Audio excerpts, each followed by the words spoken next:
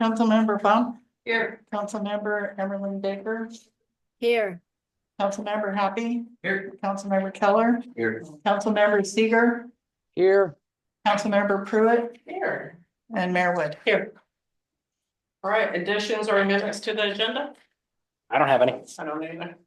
All right, adoption of the consent agenda.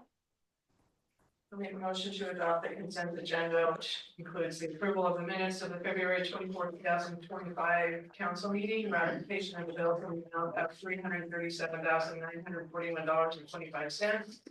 Approval of 5 OLCC applications for Buddy's Barcade. And approval of another OLCC application for landmass wine special events. Second. Any discussion? I just have one question. You listed Buddy's Barcade and then on another form you listed Buddy's Arcade. What is it? My, do you want me to stand up here? Is it okay if I sit right here? You're Cool. My official, business registry is Buddy's Barcade LLC. My doing business as is Buddy's Arcade. Okay. Thanks. Any other questions or discussion? All right, all in favor, say aye. Aye. Aye. Opposed? All right. Adoption of the consent agenda has passed. All right. Next is appearances of interested citizens to share on a variety of perspectives on issues facing our community. And I will call Mary Taylor, if you'll come up here and say your name. My name is Mary Taylor. I've been a citizen of Cascade Locks for more than 5 years.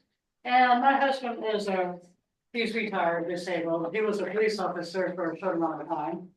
And he and I are really concerned about the lack of law enforcement in this community. Just wanted to bring it up.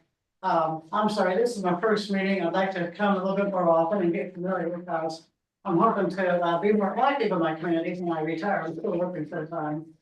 But nonetheless, we're concerned about, keeping our community safe. And I don't have anything else to say about that, except please keep it in mind. And, yeah, Thank you. we don't have any concerns about, nothing has happened. We haven't gotten robbed or anything, but my husband's seen a few weird stuff. He doesn't sleep well at night. And, yeah, thank you. Thank you for coming. Yeah, it's been All right, Courtney. No one say Hellman. Hellman, see? See? Do I miss it? Family play. You guys always mess it up. I always correct you. Courtney Kyleman. I wanted to bring up dumpster days this year. I know it came up last year for a couple of reasons. One of them was there was nobody manning it. But then the other one was residents were being turned away before getting their opportunity to dump their containers of garbage. And on this year's flyer, I noticed that it says you could dump additional yards for $16 a yard. River Garbage offers dumpster days in lieu of a franchise fee. They are required to provide it at no cost to the residents. I think we should uphold that agreement. If there's space down there, I don't see why we couldn't add an additional dumpster that people can pay to dump whatever else at $16 a yard. But I feel like we should get I could be wrong about this, our 3 dumpsters at, I can't remember how big, 5. Yep. Let's fill those up with what they're required to provide to residents, and yeah, they can make money on the side of that. But I feel like we should kind of draw the boundary in the spirit of the agreement as it was originally written. Well, just my 2 cents. Thank you. Thank you, Courtney. And then I have Laura Rush. All right, pardon me for a second. Take your time, take your time. Anyways, I'm here, I've heard through the grapevine that some people on the council would like to have this town be a sanctuary city. And I lived here for 42 years. My husband Alan's lived here for 60 years. My neighbor for 45 years, and we just don't think it's a very good idea. Number one, we don't have the policing, we don't have the housing. Our food bank is maxed out. Other people will speak for me, but on top of it, we're gonna lose the funding for our bridge. We don't need to be losing that. If it needs to be a sanctuary city, Portland's a sanctuary, let them have it. We don't need it out here. Our town's beautiful as it is. And with the apartment buildings and everything maxed out as it is, I just don't see why anybody needs this to be a sanctuary city. It's just, doesn't need to be. And I feel that this is my personal opinion. I helped get these sidewalks put on the main street a couple of years ago, crosswalks, excuse me. And because of my MS and whatnot, and I feel that if it needs to be, I'll get a recall for anybody that wants to vote for it because I don't want it. Thank you very much. Thank you, Laura. All right, Tracy? I am Tracy Bardis. I've lived here in Cascade Locks for 12 and a half years. And I want to also say how I feel about the possible sanctuary city. I have a lot of concerns, no real law enforcement, the housing. We don't have like medical facilities. Where would these people go if they were to come here for sanctuary? Example with law enforcement, I had to call police one time. It took them 4 hours to finally come to my house to see what was going on. And also, as I said about medical, if people hear medical, you have to go either to Hood River or Portland, and our little town can't support that. Just how I feel about it. Thank you. Thank you. All right, Hazel? Hartley. Well, I'm here concerned, Hazel Hartley, I've been here for 20 years, and I've watched this sweet little town grow. What I'm concerned about is the sanctuary city. The main thing was, we were not told, the town people were not told, all we saw was the agenda that you were going to vote on it. Which, to me, it's such an important issue that you need to find out what the town people, how we feel about it. I know that there is several people that have moved here from other countries, and I would have to say my grandparents came over here. And what they wanted was to be documented and learn the American English and not forget those that can do harm to us. So I think really consider, if you're going to go ahead and discuss this, find out what we as a town would like or not like, and that's my concern. Thank you. And then I have Martha, please. Yeah, thank you. I'll wait till I'm done waiting. It's Martha Lamont, Cascade Locks. I've been here 16 years. And I'm taking an aspect of this, talking about the food bank, because I've been with the food bank for 15 years, and I see this as a potential problem, not only because we already serve 50 families, approximately, sometimes much more, not a little less. We depend on the donations, mainly from Hood River and grants. We get very little money from the Oregon Food Bank. We're not federally funded. So increasing that would be a burden, but that's not my biggest concern.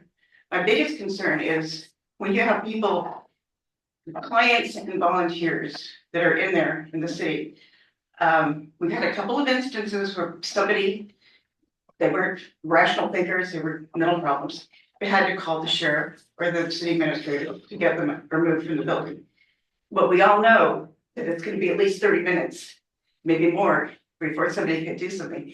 And I understand that people coming into this country, I'm told 20% approximately are criminals. I think that it's putting a risk to our volunteers, to our clients. And I don't think it's a good idea. I'm really much appalled by even this discussing it. It makes me very angry. Thank you, Martha. Thank you.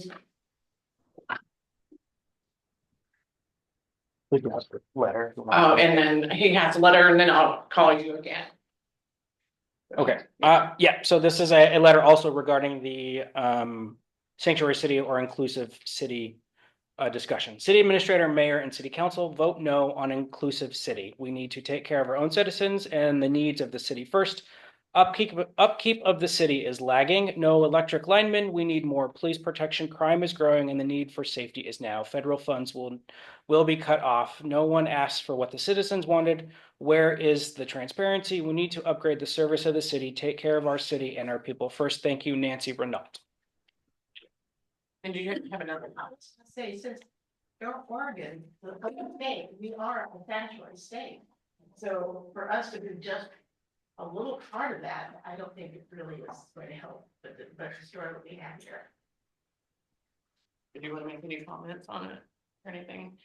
Nope. Okay. I Yeah, ain't it's touching not it. on the agenda, so, just so everybody knows. May I ask just a clarifying question? Yes. If the state's a sanctuary state, isn't the city a sanctuary city because we are a part of the state? I don't know any of the laws behind it. I couldn't tell you. Since 1987, we are, so we do follow the laws that the state has already put out the policies for being a sanctuary state. So we adhere to that. Can we please move forward? Counselor Emily Baker has her hand up. This isn't a point Uh, of discussion. It's not discussion. I'm- So we're, I have the right to do a point of clarification. It's Robert's Rules of Order. Point of clarification. In last council meeting, it was discussed that we do an inclusionary proclamation of inclusion. I did not remember hearing sanctuary city, so that is a misinformation in the community that needs to have a rebuttal.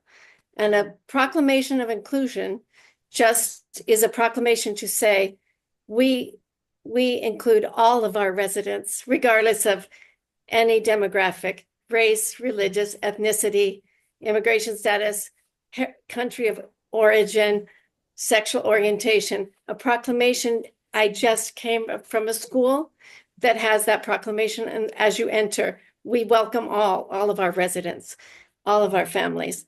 So a proclamation is not creating a sanctuary city. And in a time where there is division and unwelcome, sometimes a city's proclamation is very welcoming. That's what I understood the proclamation of inclusion to be, and I do not remember the word sanctuary in the document that was shared with us. thank you, Denise. All right, moving on. Public hearings. No public hearings. All right, action items. Approve a lobbyist for the 2025 legislative session.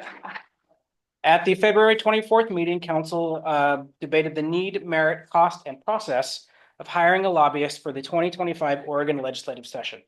The lobbying efforts would focus on the funding request to reimburse the city for the relocation of one of the city's power lines that impeded the replacement of a bridge of ODOTs. City staff reached out to the below lobbying firms to gauge their interest, ability, and cost of services. As you can see, 3 of them were unable to take us on as clients. 4 of them did not respond, and only 1 provided an actual quote. City council's options are to hire a lobbyist or not hire a lobbyist. In the packet is the agreement provided by the one firm that did provide a quote. I will add, I did have a good conversation with Oxley and Associates regarding our needs, but they did not get back with a quote in time for this meeting.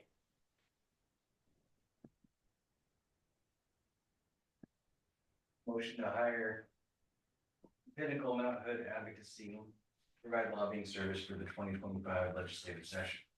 Second. All right, any discussion? Tiffany? Yes. Hold on, Tiffany. There is a misspell.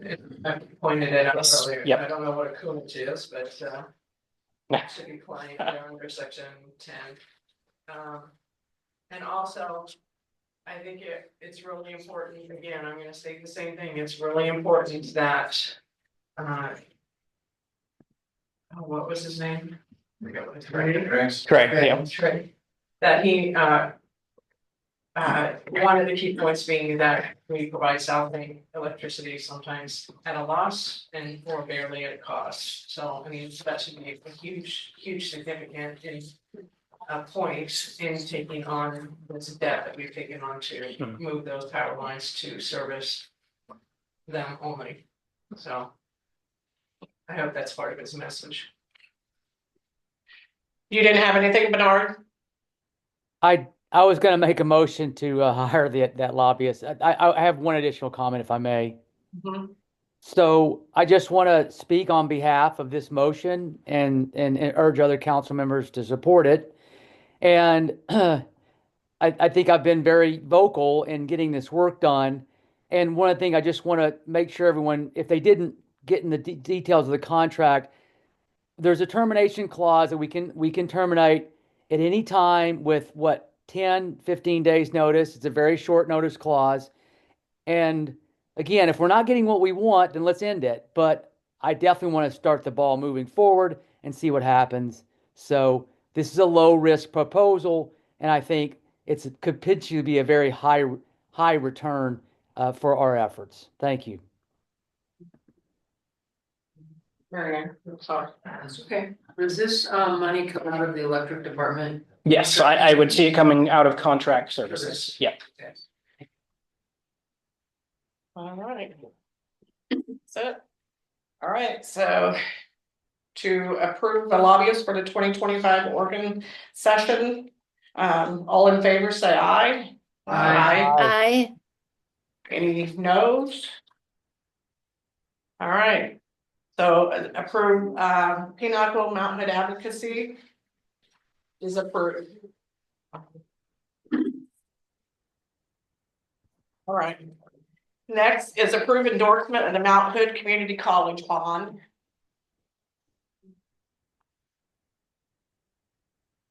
We limit extra talking. A lot of background noise going on. Yeah, can you guys, cause we can't hear. And then they can't hear online. If anybody wants the resolution, it's right here. Come and grab it, it's right here. Why are you so mad? Because it's disrespectful to talk during a meeting like that. There it is, read it. Okay, Okay, endorsement of the Mount Hood Community College bond. The Mount Hood Community College Board will be placing a bond measure on the ballot in May. The college president and representatives from the board of directors presented to the council on February 24th, asking for the council's endorsement on the ballot. Attached is a sample for review of the endorsement form. Mount Hood Community College has asked for the city to select option 1. Each counselor will need to sign their own form and will be endorsed from the entire council. The endorsement will list City of Cascade Locks council or some verbiage like that. No individual counselor will be listed.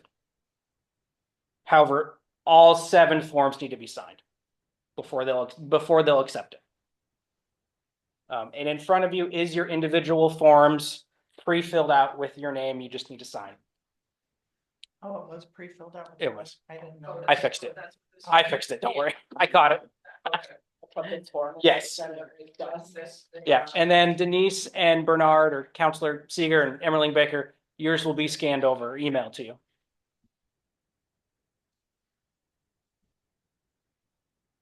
And to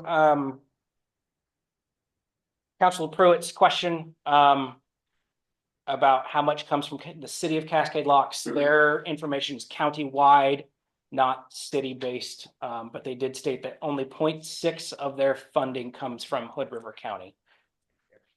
Do we gotta have a motion? Is there a motion for it? I'll make a motion. All right, Bernard. I second.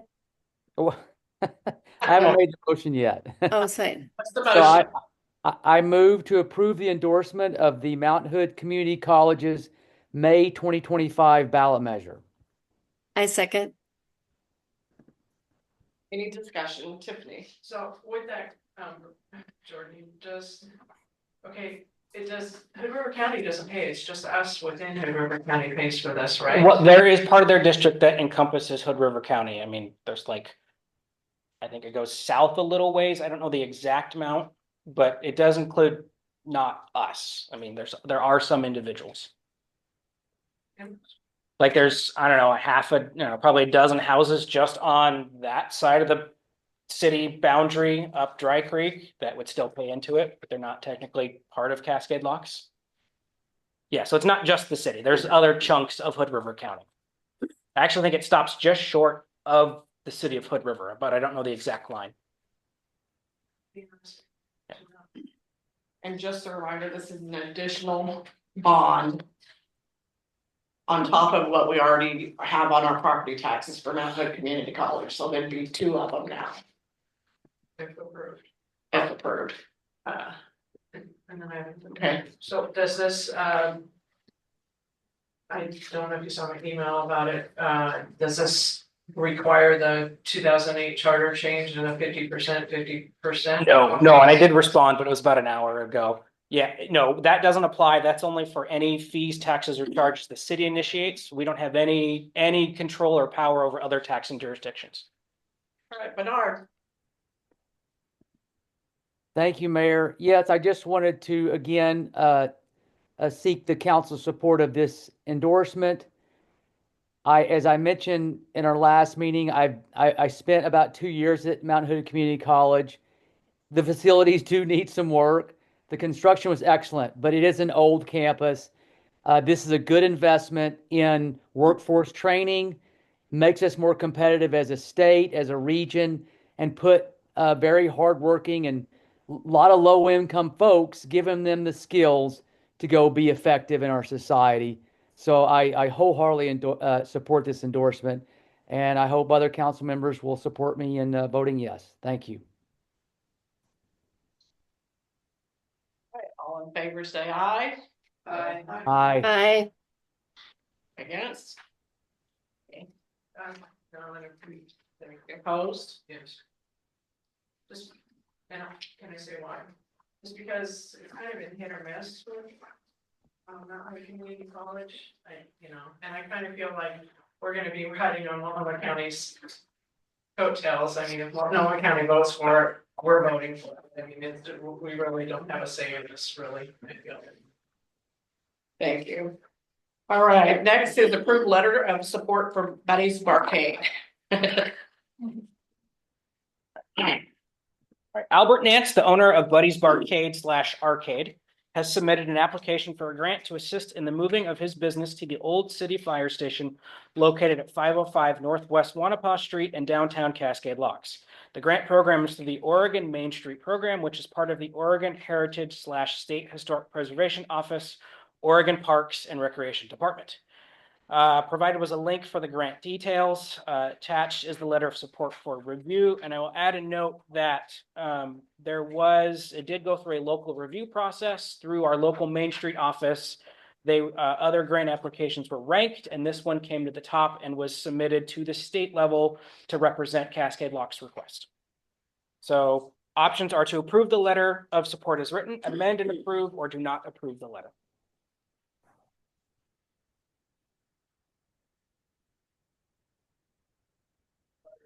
I would like to speak, and because I am the local. Hold on, Denise. We have to have a motion, and Tiffany was talking. You might be delayed. Sorry. Go ahead. So I make a motion to approve the letter of support for Buddy's Barcade. Okay. Now discussion. May I? Yes. Thank you. Sorry, I didn't hear Tiffany, so I don't know why. But I wanted to point out a possible conflict of interest so that the body knows that I am the president of Main Street Cascade Locks. And while I wholeheartedly endorse this and have seen this really rose to the top, and it's the only application that was submitted for this grant. And it would bring a huge $400,000 into our community. So I hope we endorse it. And that being said, I don't know that I'm allowed to vote on this. Bernard. Yeah, just a few questions. Can we get a little more? That application or the letter that we were looking at was pretty limited.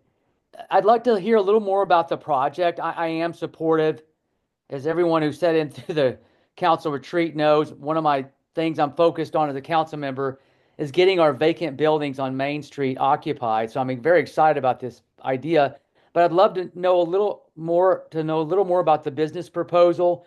And then the second thing I'd be curious about is this diverting our attention away from the old hardware store and its resource needs? Maybe our port general manager can speak to that. I'll invite Albert Nance, the applicant, to answer that first part. For the first part, I guess you just want to know a little bit more about plan and I guess what it will come into, what it will become. Yeah, that's a pretty big space. Am I understanding you would occupy the entire thing? Can you give us a sense on what the layout's going to be and what, your business proposal is for the space? I wish I brought my computer. I have the layout, I got the plans, I got interior, I got exterior, I got everything to show you. The idea is that we would take where we're currently at, Buddy's Arcade, which, as everyone here knows, last time I was here, I spoke about it. We do a ton of fundraisers. Last year, we raised over $8,000. We bought all the art supplies for the students.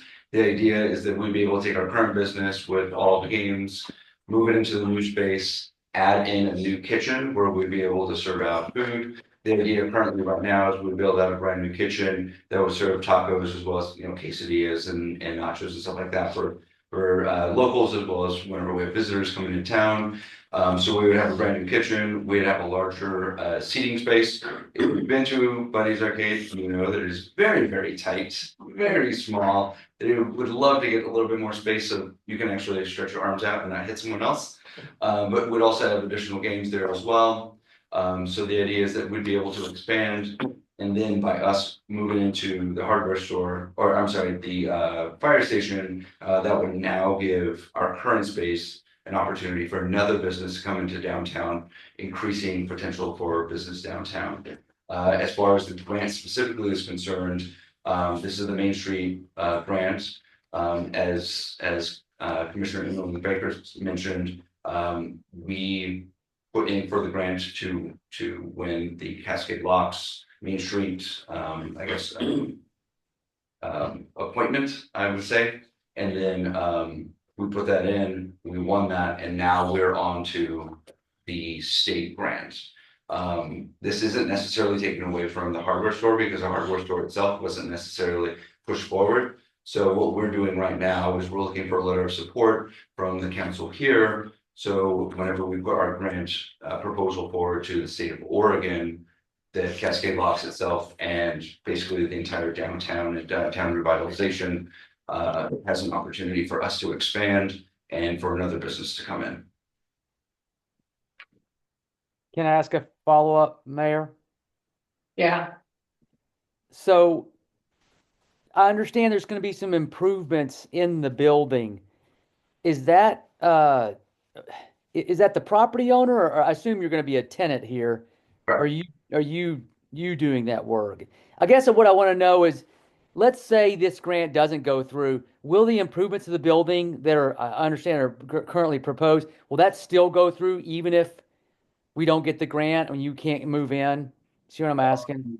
That's a great question. So right now, what the grant would fund, if we're able to receive all of those funds, the $400,000, we would be able to basically rehabilitate the entire building. That means new shear walls, drywall, new plumbing, new electricity, all of that. In fact, we have a meeting, a pre-application meeting on the books for this Wednesday where we can come in and we're going to meet with the city and share all of our plans. So the grant would fund basically the entire, not the entire, but majority of the rehabilitation. So the way the grant is currently works is that it would be a 30% match. So if we get $400,000, that'd be $120,000 that would need to be put up in order to basically fulfill the entirety of the grant. The vast majority of those are going to be things that need to be done regardless of whether it's me or any other tenant that goes in there. So the vast majority of those funds will need to be forked over by basically the current property owner.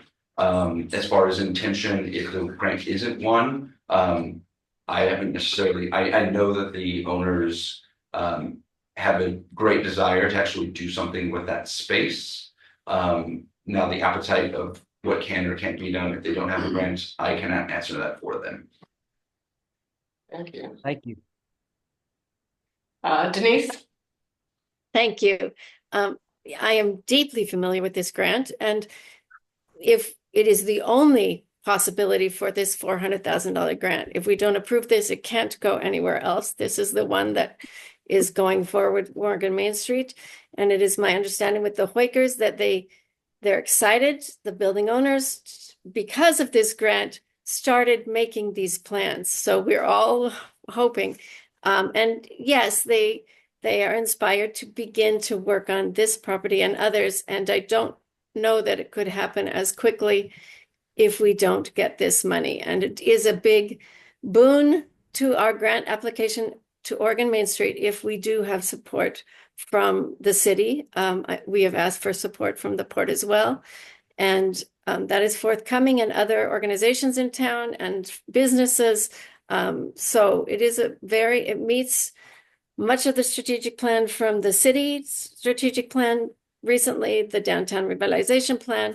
Number one survey response from community has always been do something with the derelict buildings. And this is a chance to do something with the derelict buildings. And the exciting thing about just the mention of this grant, and we shared it out on community media, is that 10 folks called about their buildings and said, oh, I have an idea. So it has awakened some latent ideas.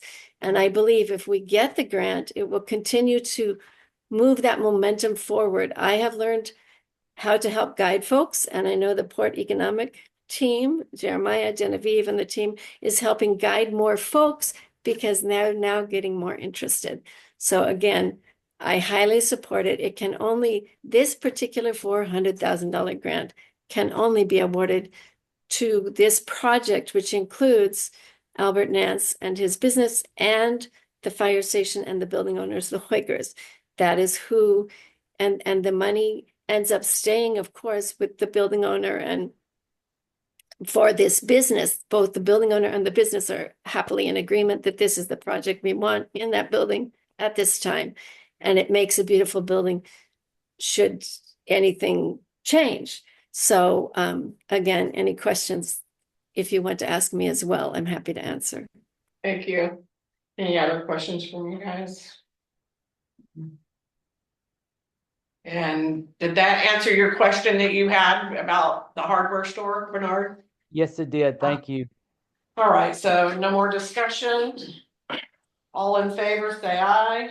Aye. Opposed? All right. Approve letter of support for Buddy's Barcade for the grant has been done, has been granted. Do I need to officially say I abstained for conflict of interest? Yes. Okay, so I abstained for conflict of interest. We'll talk about it. All right, approve tourism committee application. We have Tracy. Your last name is Bardis? Bardis, yes. Bardis. She has applied for tourism committee. The motion to approve Tracy Bardis for the tourism committee. I'll second. All in favor, or is there any discussion? I'm sorry, I didn't see that in the packet. Oh, that was the addition. Never mind. Yes. Yeah, this was a Alright. last minute application. I did not get a chance to put a staff report together. I did print out where we currently stand for our committees. We have 2 current positions open on tourism. Both of them expired December 31st, 2027. So that will leave 1 more on tourism, 1 on planning, and 2 on budget. Any discussion? All right, all in favor for the tourism application? Aye. Aye. Opposed? All right, Tracy, you are on tourism. Thank you so much. Any committee reports? No reports. All right, Bridge of the God mural, Port of Cascade Locks. All right. The Port of Cascade Locks is requesting consensus from council to move forward on community outreach regarding the mural painted by the Bridge of the on the Bridge of the Gods Foundation. Although the bridge is owned and operated by the port, the city originally funded the mural and its refurbishment. The port has provided the attached letter for with their request. Would council like me to read the letter? All right. Subject, community engagement on bridge mural restoration or redesign. Dear Cascade Lock City Council, as part of the upcoming 100-year celebration of the Bridge of the Gods in 2026, the Port of Cascade Locks is planning a variety of community events, including a festival featuring food, music, and activities. One aspect under consideration is the restoration, replacement, or redesign of the existing bridge mural, which has fallen into significant disrepair.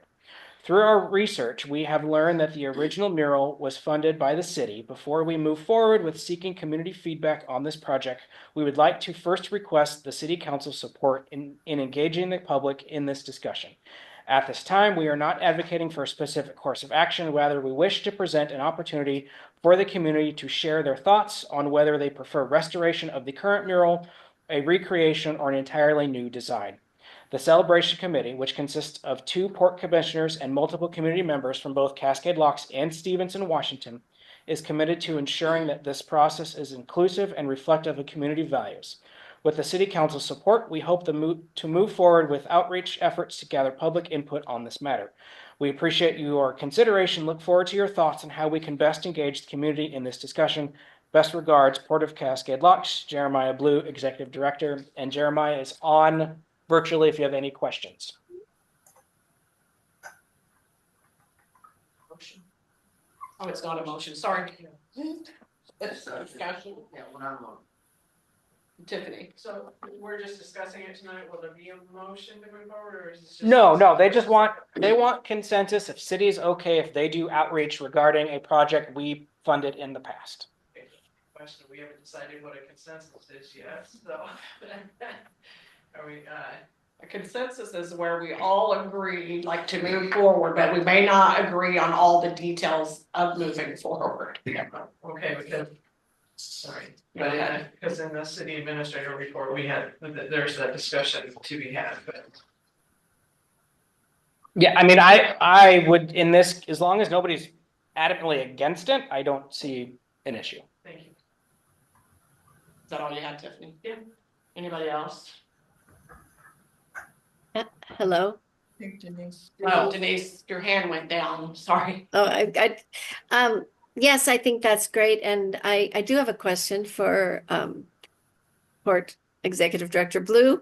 Will you be doing this outreach or will you be asking the city to do some of this or? No, we'll handle the outreach on it. Okay, thanks. We'll be glad to share the feedback with you though. Great.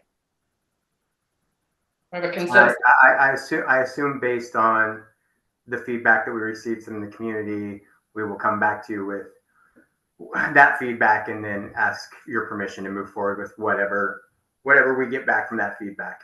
So if the majority of the community would like to see us refurbish it, we'll look and see what the estimated costs on that, see if we have that in our budget. And if we do, then we would come to you and say, hey, this is what we would like to do. So really at this point, we just didn't want to go out to the community, start asking people what they wanted to do with it. And then people started asking you, hey, isn't that your mural? What's going on with that? And you guys not really have any insight into what we were thinking about doing. So Thank you for moving this forward because it's a shame to see it go into disrepair.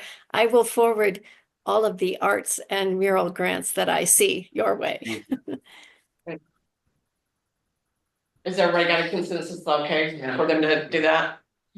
Yeah, all right, consensus, everyone said if they're okay with it. Thank you, Jeremiah. thank you. All right.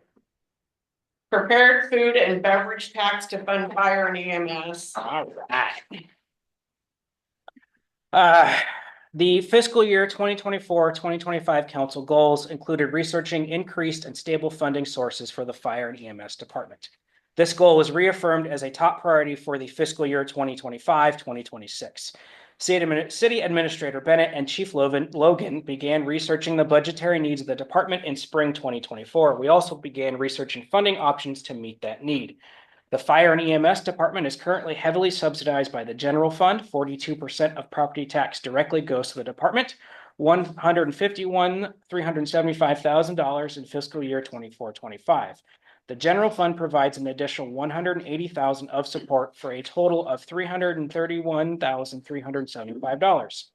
Chief Logan and I have determined that any funding would need to raise roughly $360,000. The funding would allow the general fund to keep the $180,000 for other essential services and an additional $180,000 to provide competitive wages, sufficient supplies, and save for capital improvements. The 42% from property tax would be untouched.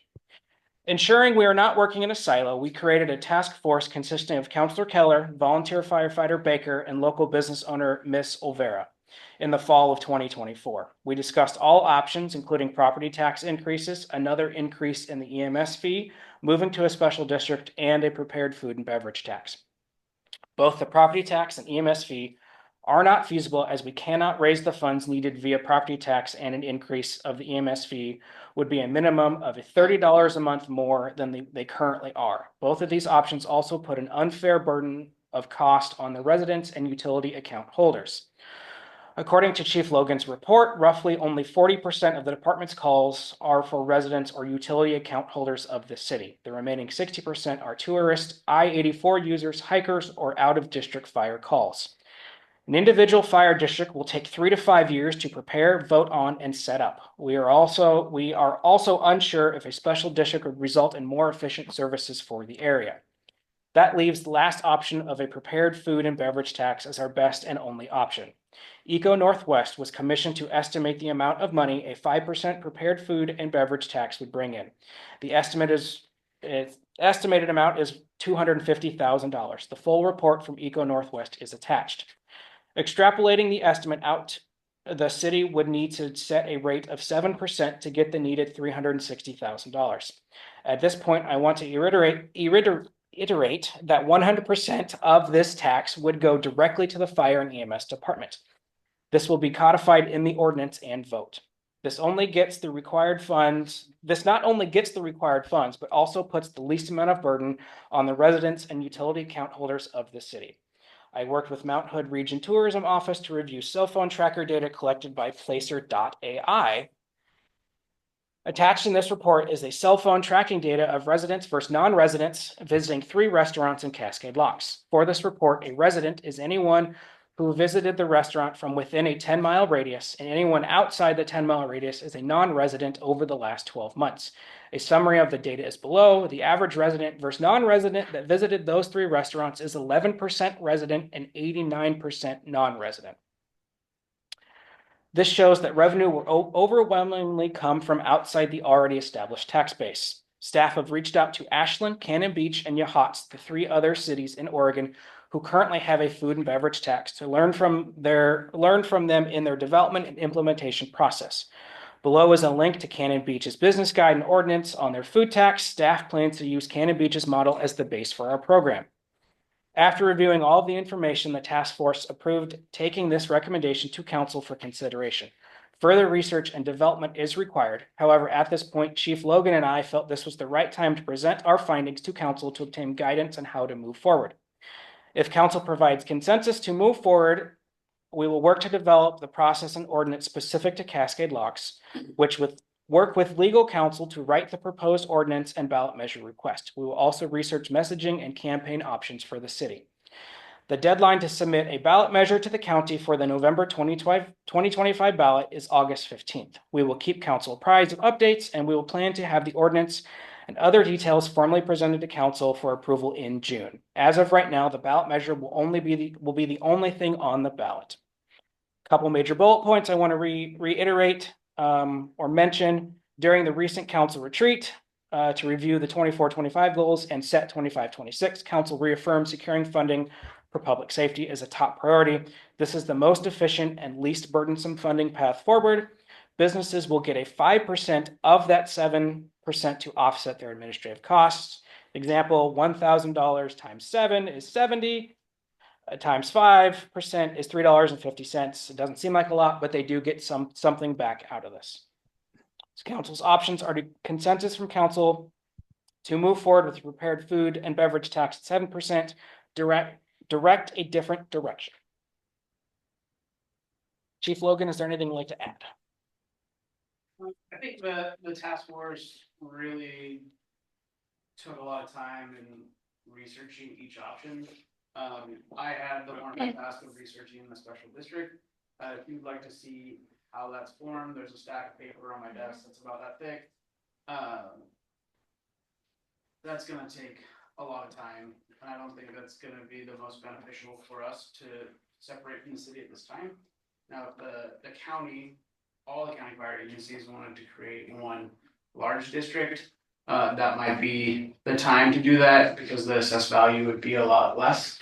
So it'd be less burdensome to our residents. But the food and beverage tax, why there's a negative connotation in the state of Oregon about it. Some cities have passed them and have showed great success in funding fire, EMS, and police with those monies. I frequent two of those places quite regularly on the coast, and I didn't really see a difference in my food bill from there to here to anywhere. So this way we can make sure that both residents and non-residents are paying for our service.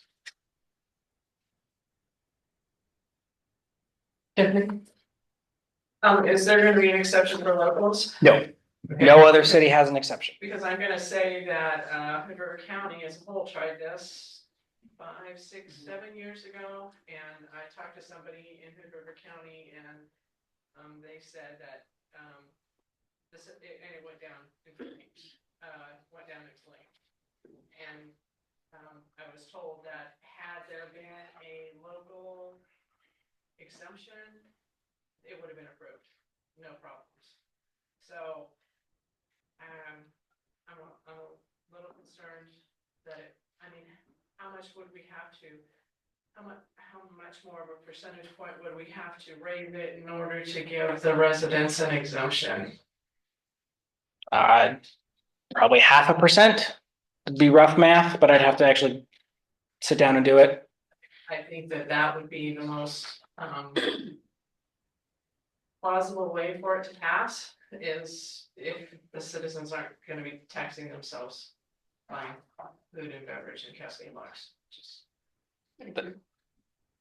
Did you have a response? I say my concern with that would be that's additional administrative work we're putting on the restaurants who are probably not gonna like this already. Yeah, and I also heard that feedback too, that quite a few don't like it in the first place, so. Eric? Obviously, I served on this. I have deliberated since entering onto the council of how to properly fund. I've asked Jordan about a gas tax. I've asked Jordan about anything that I could possibly think of. We went down the road of a special district, but that would already encompass, that would double your property tax that you pay to the city. So whatever the city is, 2.79%.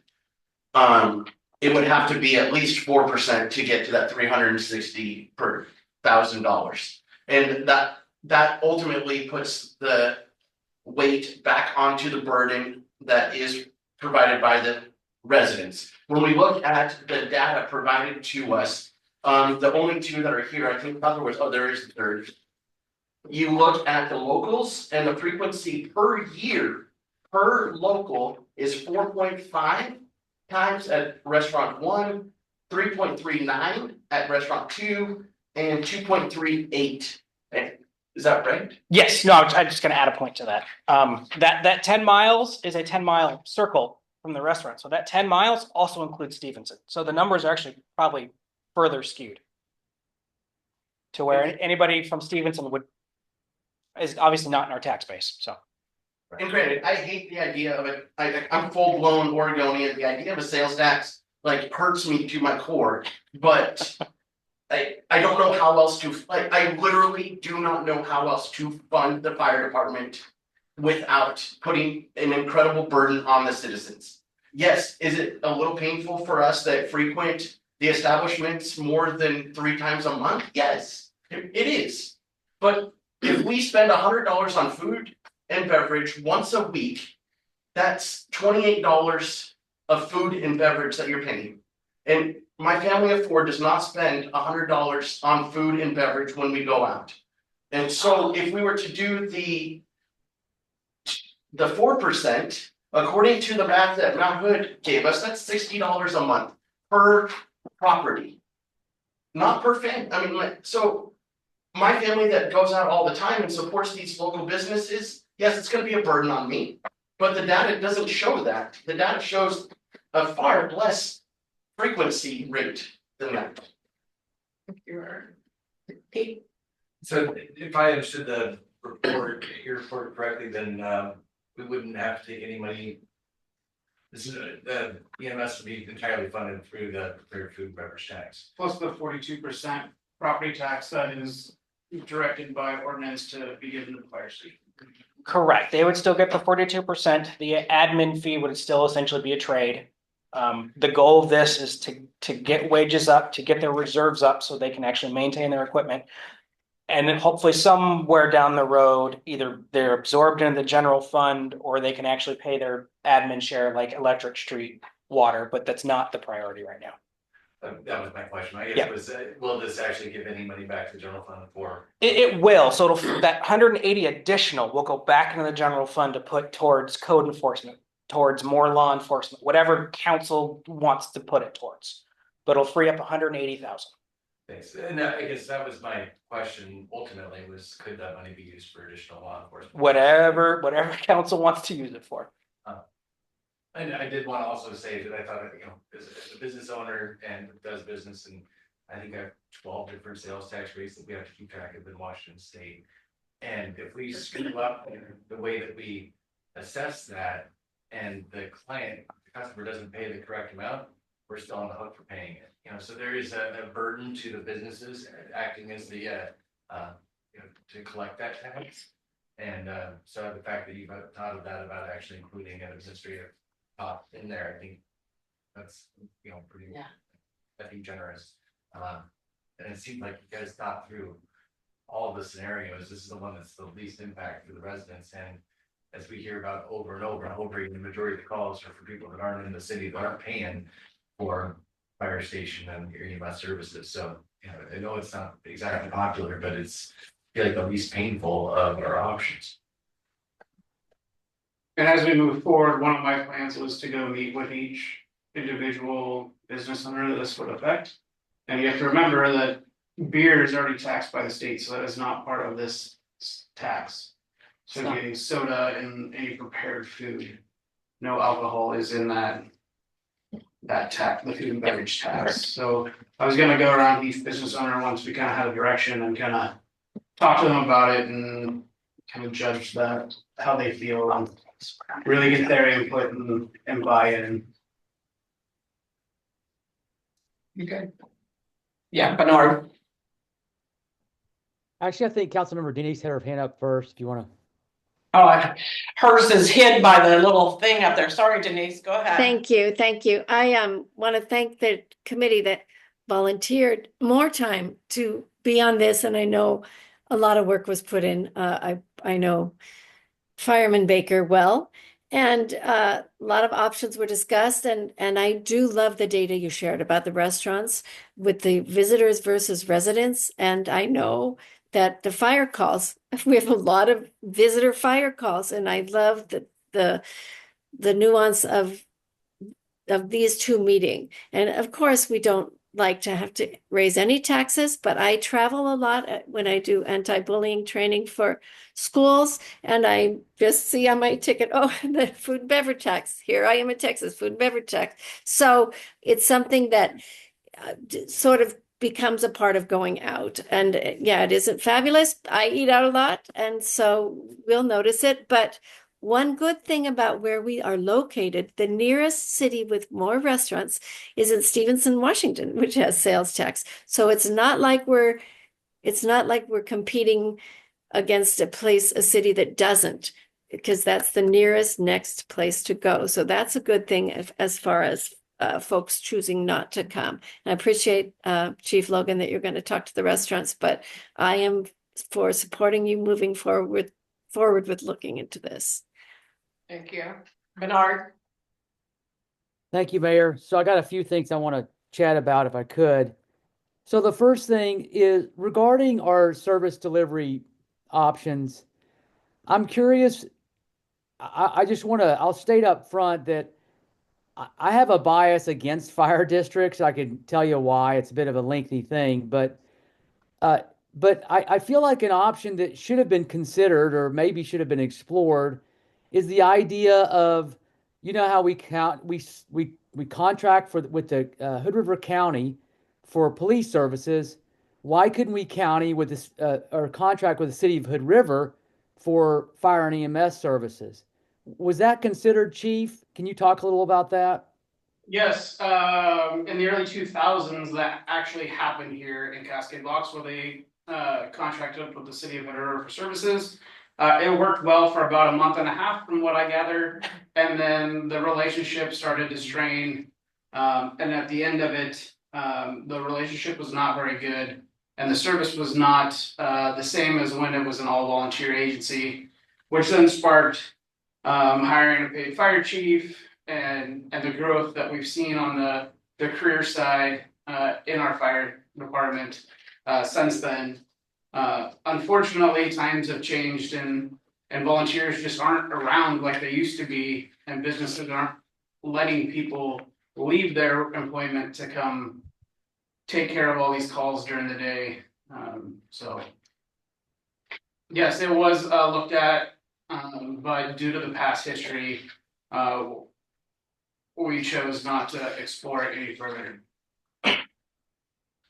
Right. Well, to me, that is worthy of some potential attention because, you know, what happens when you consolidate these services is you reduce your overhead.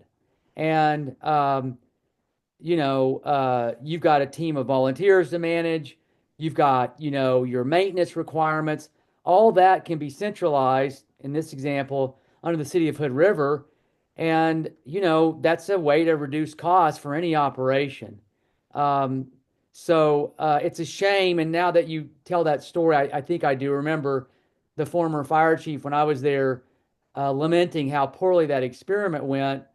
But given the fact we have more professional staff that are full time, I mean, what I envisioned is that, you know, if we stood this up and we became a substation of the city of Hood River's, you know, service territory, they basically just hire what we have here. It's not like anyone goes away, but the overhead gets transferred from Jordan, you know, and our finance director and this council up to the city of Hood River, and then we're a contractor that we pay for those services. All right, so if I could move on. So a few things on the beverage tax. While I'm generally in favor of this, I feel like the data is very compelling that this is a good revenue system for funding fire and EMS service response. I guess I just want to share with you something I learned in graduate school. We had to take a finance class and we talked public finance, and everyone needs to keep in mind that this is basically a sales tax, and it is subject to tremendous volatility based on the state of the economy. So if we ever did get this passed, I would want to be very conservative of our budgeting, because if the economy downturn, you do not have people buying as much and attending restaurants and doing that work. So your revenue will decline very noticeably. And if you talk to any, you know, I used to work in the city of Shoreline, which is in Washington State, and we monitor our sales tax, you know, revenue very closely. And any city will tell you that revenue can just go up and down based on the state of the economy. Unlike utility revenue, which is solid as a rock. People pay your utility bills regardless of the economy. People pay their property tax. Those are very steady revenue sources, but a sales tax is not. So I would hope if we do this, that we're very conservative in the budget of those funds, so we don't get caught with a shortfall on we thought the revenue was going to be there, and then it didn't show up because we had a downturn in the economy.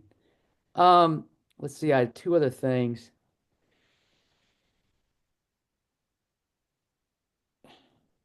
So regarding the revenue estimates that were done, I understand Cannon Beach did do a revenue estimate with Econ Northwest, and their revenue estimate actually was 10% greater than the actuals.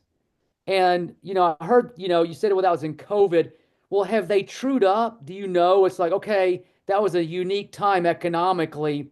Since then, are they actually meeting the estimates for the city administrator? I believe they are, but I'd have to double check. I couldn't tell you definitively. Okay, and then Ashland and Yachats, they did not do a revenue study. Is that? I'm sure they did, but they didn't share their information. Okay. Well, needless to say, to me, that's a key point in here. If we want to convince our citizens that this is a worthy cause, we really need good numbers. We don't want to say, hey, if we adopt this, we're going to have all this new revenue, and then we adopt it and that we fall short. That would be, I think, a very disappointing outcome for the citizens if we weren't conservative on our revenue estimates. So I would like to make sure that we have good numbers as we're considering this proposal. Thank you. And then the last thing, I just for everyone's reference, I asked if our ballot measure, 09 ballot measure, would apply to this proposal, and it sounds like it would. So if I'm hearing that right, then tell me that the conditions. 50% of registered voters, or over 50% of have to support the ordinance and measure. Am I saying that right? No, 50% plus one have to actually vote. Okay. And then of that, there has to be a majority. Correct. Just like any other vote. Yep. Okay. All right. So, so when were you proposing doing this measure again? This November. Okay. Do we know our stats? Are we getting 51% of our voters to show up in? I'd have to look. I'm not sure. Okay. Well, I think that should be one of council's consideration. If we're not getting strong, voter participation in an off-year election, I'm not sure this would be the best time to put this before the voters, because it's a critical piece, and I'd like it to be successful if we do it. Not to be doomsday, but that would push back the enactment of if it passes, the tax another year, and I'm not sure we can make it another year. To be truthfully honest. That's a fair point. Thank you. Thank you. Were you done, Bernard? I am. Thank you. Keller, did I see your hand go up? Oh, Sorry. just to answer his question, I'm almost positive in the recent November election, the city of Cascade Locks was 79%. I'm pretty sure. Okay. Tiffany? And just one more question, so this is food and drinks, is there a reason why it doesn't include the gas station soda drinks? Do we? It's noted in here. Oh, It says,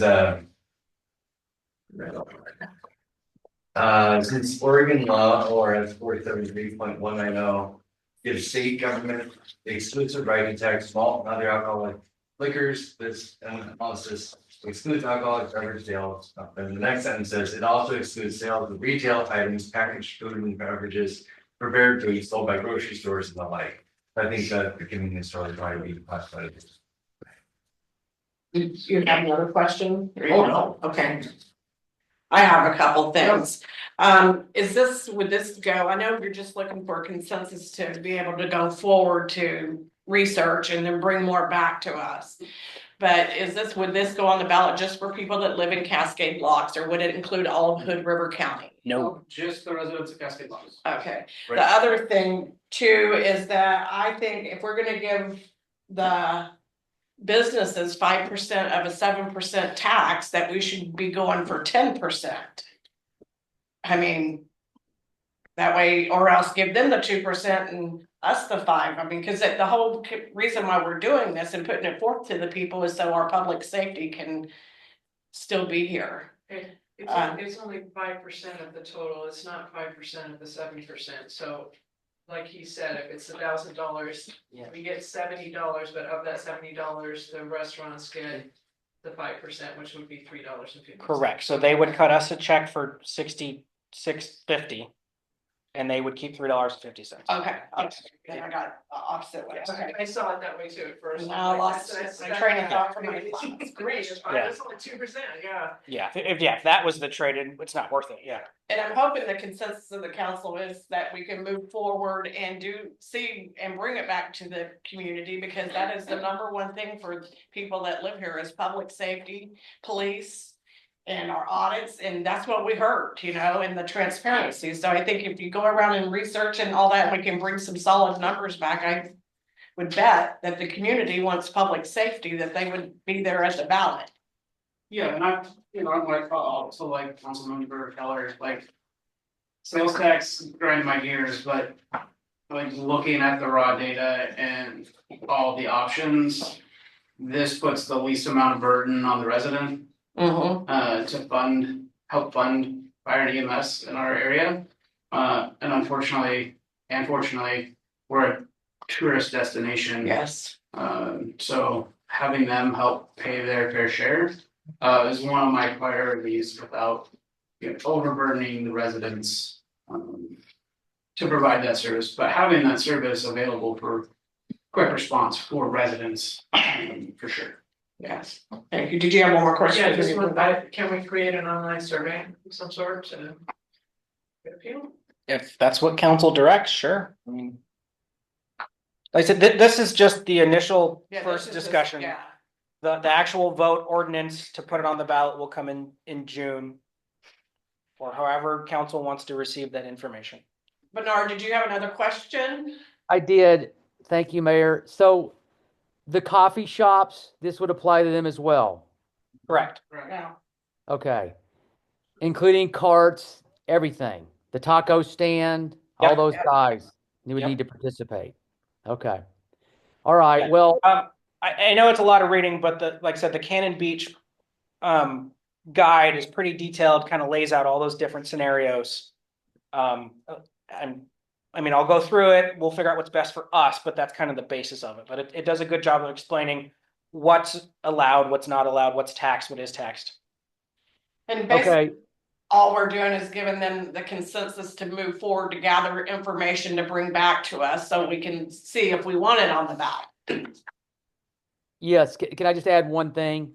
Assuming council is supportive of this, I would like there to be a relatively robust outreach to the affected businesses.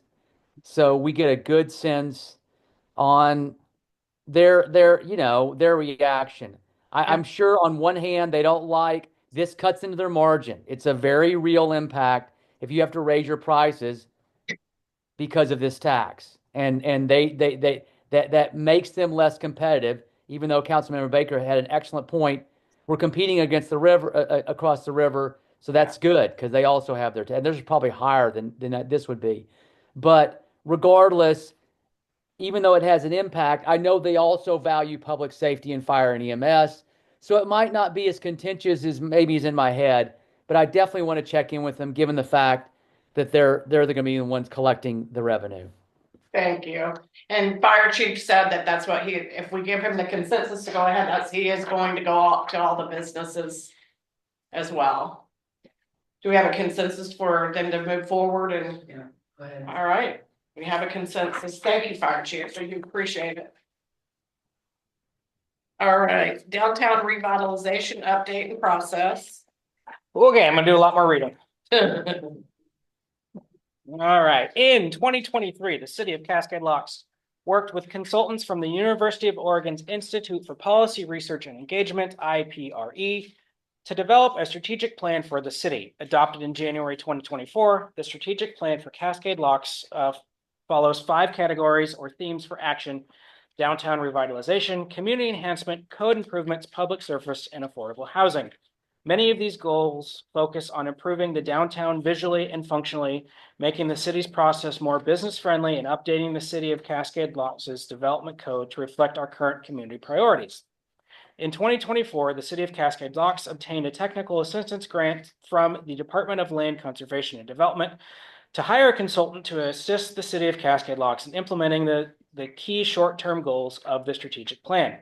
a development of a downtown plan and revision of related aspects of the Cascade Locks Development Code to be more business friendly. Cascade Locks contracted again with IPRE to develop this plan, which was completed in the winter of 2025. Major goals for the downtown revitalization plan are: 1, to assess current assets, evaluate existing barriers to economic goals, present actionable recommendations to improve the downtown, including design code amendments, increased public parking options, recreational trail connections, signage improvements, and identifies funding options for key projects. 2, to develop draft language for updating or replacing the Cascade Locks Community Development Code that results in friendlier processes and procedures for developers, businesses, residents, and city staff.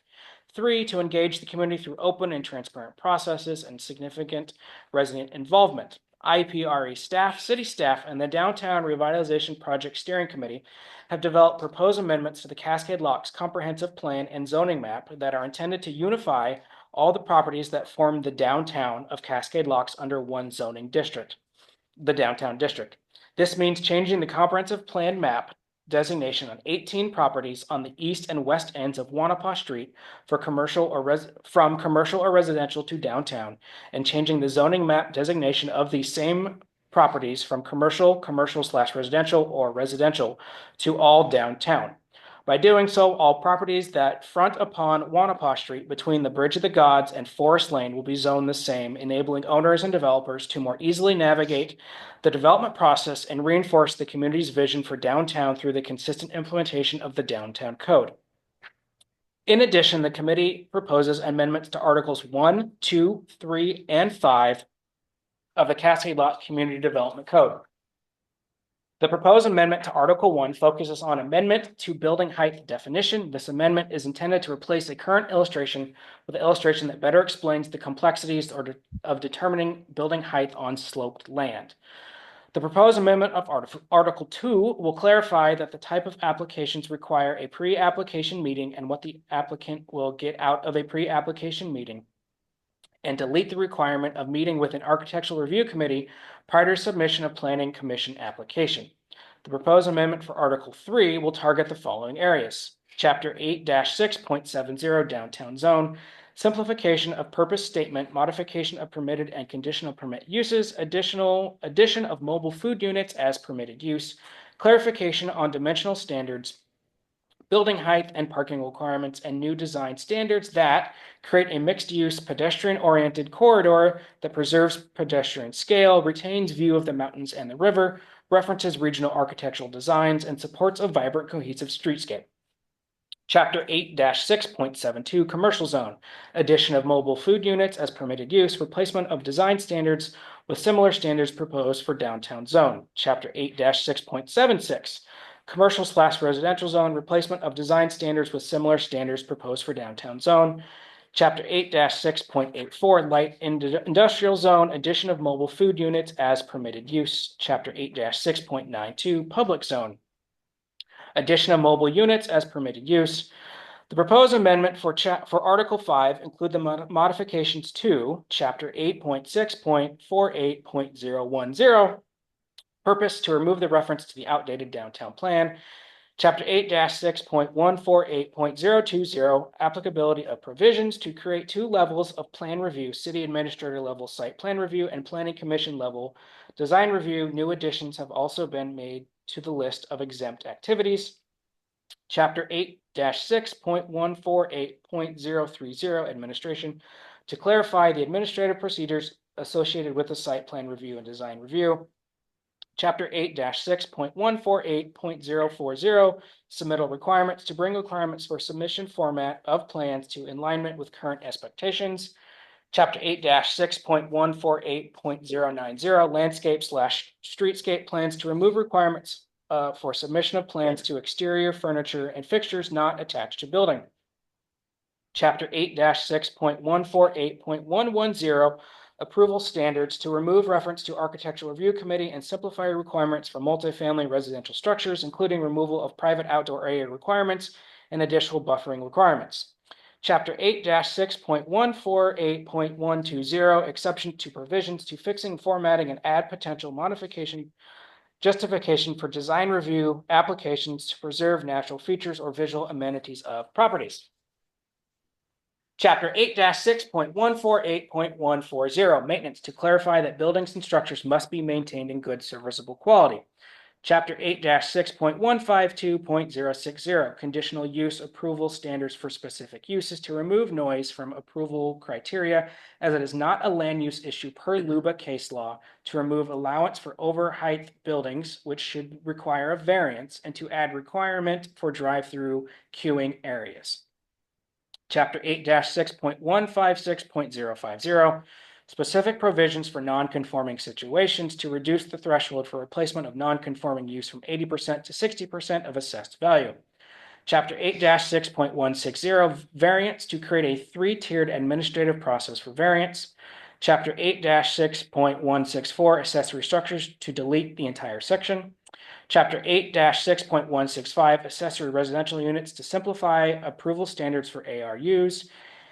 8-6.172.050, annexation approval standards, to reduce required criteria for annexation of properties within the urban growth boundary into city limits for the minimum necessary to ensure adequate provision of utilities and services. Chapter 8-6.176.030, comprehensive zone, plan, zoning, and development code amendments, administration, to allow for the submission of legislative amendments by others than the city of Cascade Locks following a pre-application meeting. Beyond development code, the committee recommends increasing and standardizing wayfinding signage. The committee recommends using the same design standards as the historic Columbia River Highway. Exact location and verbiage of the signs will require additional research and discussion with the local businesses, partner agencies, and the tourism committee. The draft also lays out short and long-term solutions to easy parking congestion in the downtown, especially the western end. The proposals range from public-private partnerships utilizing underutilized or vacant lots to the creation of local improvement district and permit-based parking and enforcement. The last item addressed by the project and committee were ordinance codes, specifically codes relating to temporary outdoor vendors and derelict buildings in the town. The city attorney is currently reviewing these codes, and staff will present the full details for council review on March 24th. Attached with this staff report is a final report that includes background, engagement, envisioning, recommendations, survey results, implementation timelines, and code audits. The changes of the comprehensive plan and zoning map, as well as the amendments to the community development code articles, will require review and approval by the planning commission. These changes will be presented to the planning commission on April 10th. Once the planning commission approves the changes will be sent to council for final approval and adoption in May. As mentioned, the earlier ordinance codes are going through final and legal review and were presented to council on March 24th, review beginning the ordinance adoption process in April. Okay, that was it. Yeah, and then I was not going to read this whole document, but this is the draft of the downtown plan. Yeah, I'd have no voice left. I don't know how many counselors got through everything. I can say I did not make it through this whole thing. And I would say that I would be for a workshop. That we have more time to discuss it and stuff. I don't know who all's in favor of that. Hi, thank you. I want to thank the University of Oregon, Amanda Ferguson, who's here. If you didn't know, she was the lead if you had questions for her. And I really appreciate that we had several open houses, both at public venues and at City Hall. So there was a lot of chance. And the surveys went out, and as you scan through, you'll see, like our strategic plan, I really appreciate the report. You can see anything that was created or modified or suggested came from these community surveys and then was discussed by the team and Amanda and ODOT and the team at University of Oregon, who said, wow, this is not, meeting current codes, or this is a disagreement. So I really want you to all know, I think this has been a year of meetings that the whole public could come to, council could come to, and then open houses. And so I think if you read through it, you'll see a lot. And if y'all want a work session, that's fine. I personally have read through it because I was on the committee, but I'm just saying that it was a year and very well advertised, I think, for when the meetings were, people could come and the open houses and just a lot of diverse voices that went into saying, no, I think that this is good. Let's do this for roofs and so, and just the detail that the University of Oregon team put to showing us the inconsistencies in our own codes and showing us that, communities, like-minded communities, like, well, they're doing this, what do you think? And so, but listening to the voices and not pushing any agenda. So thank you. Does anybody have any discussion? Counselor Seeger's got his hand up. All right, Bernard. Thank you, Mayor. So I guess it's not clear to me. What is the objective of this item tonight? Really an update to council on the kind of, the closure of the committee and their recommendations that will be going to the planning commission. Okay, so we're getting an update, and then we'll have some formal actions going to come to us at a future date. Is that what I'm hearing? Correct. Yes. Okay. I guess unless there's any complete objection from council to move forward, the plan is to present this to the planning commission as the state law requires, and then it goes to council for their final approval. Well, I'm okay with not doing a workshop on this, assuming we have, a proper background and staff report for these upcoming items. Maybe Ms. Ferguson wants to give us an update from her seat on kind of highlights that she thinks we need to be on top of beyond what the city administrator presented. I don't know. Thank you, Councilman. The only things I would add to what Jordan presented was that the report does walk through a couple of processes that we're recommending, implementing a lot of the recommendations through. So there is actually a chart in the appendix of the report that specifies those recommendations that are related to the transportation system plan planning process that's coming up next year through the DLCD grant, the TGM grant that Cascade Locks received. It also makes a recommendation potentially for the city council to consider using the RARE program, which is the Resource for Rural Environments program through the University of Oregon, to bring additional staff support to implement some of those programs as well in cooperation between the city and downtown Cascade Locks. So we did try to attempt to provide some guidance on how these projects can be implemented in the short term as well as in the long term. But I'm happy to attend a workshop if you all would feel like you'd like to.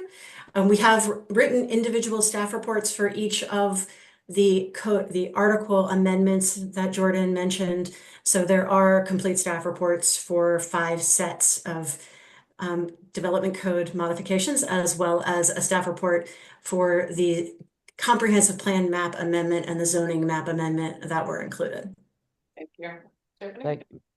So how does the strategic plan, is that what brought this on? Well, how does that, I have all of these documents and I'm wondering how they interrelate. So the strategic plan made it clear that fixing, updating, cleaning up downtown, making it more vibrant, more diverse was the top priority. This grant opened up from DLCD that allowed us to get the funding to focus on what we could do to downtown. That's how we got to this. This will also feed into the transportation plan on, at least in terms of roads, access points, items like that. So now is the strategic plan, are we done with that or? Oh gosh, no, that we're going to refer back to that for the next 10, 15, 20 years. Okay. Until you all want to write a new one. I thought take out my binder. No, that essentially my other than direction from you all, my job refers back to that strategic plan and the annual goals. Everything I do goes back to those. Bernard. Yes, thank you, Mayor. So regarding these processes that Ms. Ferguson mentioned, so it sounds like we don't need to necessarily adopt those. Again, I confess I didn't get through the entire this part of the package. But from what I've seen from the work that's come out of IPRE, I feel very confident that the processes they're proposing would serve us well when we take on these different pieces, the transportation, the different things that she's laid out. So again, I feel good with what we got tonight, and I'll just look forward to the next item that comes before council. That's where I'm at on this. Not that I'm trying to get out of a workshop. I love workshops, but I feel like there's some other things that might be pressing us that need our attention, just for what it's worth. I understand that. Anybody else have any? All right, so we're good with just moving on as this is described here. Yep, and so All right. unless there's any absolute objections to it, I think we're good to move. Next, thank you, Amanda. Thank you. All right, audits. Yeah, update on audits. Council's requested, that's a typo. Updates on audits. The city did reach out to Aldrich regarding an even quicker timeline. However, we were unable to confirm the extra cost with council, and staff would not have been able to meet the quicker timeline. We are still on track to complete tasks of the approved timeline listed below. For the current audit 22-23, we're still on track to get all of the client provided documents to Aldrich by March 31st, with field work to start on April 14th, and the audit to be finalized and issued end of May. For the 23-24 audit, we'll start right into that audit in late June or early June, and with expected completion date of late September, early October. And then into the 24-25, the current year budget, we'd be about 2 months late, but we will be completely caught up 11 months from now. So that timeline hasn't changed over the last 5 weeks or so. So as soon as we finish the deadline to get all the documents to the auditors by March 31st, I'll inform council and we'll go from there. And ask for, just so council knows, for the audits to be brought up so we can talk about it. And I've asked Mary Ann, since she's familiar with the finance stuff that I don't have any experience at, to bring up some points to us so we're aware. So we can make decisions based on information, so we're aware of what it is. So Mary Ann, if you wouldn't mind. I will. I have looked over the financials multiple times, multiple months. And these are the 5 things that I see that give me a red flag. So yes, we're 2 years behind in audits. Appropriations were removed for some time in 2024 from financials. That means the personal services, material services, capital outlay, etc. all were removed. So that means that all expenses are added together for each fund. It is important that these expenses are separated because the budget is built that way and it is Oregon budget law. Important to keep totals of each appropriation so we know, are we over budget? Are we under budget? Do we have money we can use elsewhere? Right now, if you look at the financials, and I'm talking about the line item financials that I go by, you cannot tell that. Period actual numbers are the same as year-to-date numbers. So you're not able to see what was spent or received each month. They're both the same. You don't know when the money came in, you don't know when it went out. Staff was cut in the finance department in March of 2023 and not filled until December 2024, yet it is not reflected in the actuals that I can see. Now CFO filled in, but they are not municipal accountants, and I'm concerned that there might be several other issues on the financials. Due to these significant issues, the financials are inconsistent and not trustworthy. With these discrepancies and possibly more, how can we, the council, not want to get a forensic audit It is important to make sure that all funds are balanced and all money accounted for are in the correct account. I feel that this is important because all of the staff changes and hiring a firm with very little municipal accounting experience, and because everything we do is dependent on the budget being accurate and spending is done with budget by appropriation. It is the foundation of everything we do. I don't see how we cannot have somebody come in and do a forensic audit.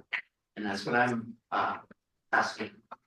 May do Bernard and then. Oh, sure, thank you. I just want to ask a definition. Okay, thank you, Mayor. So just a couple things on this. Look, I want to get to Mary Ann's point in a second here, but I want to just check in with the city administrator. So just to be clear, I was very supportive of retaining CFO to help with the handoff between, you know, what they've been doing for the last year and a half plus and our new finance officer, but also to help do some of this audit preparation work so you can free up the finance officer to get her feet on the ground and get settled and get familiar with how our city's financial operations operate.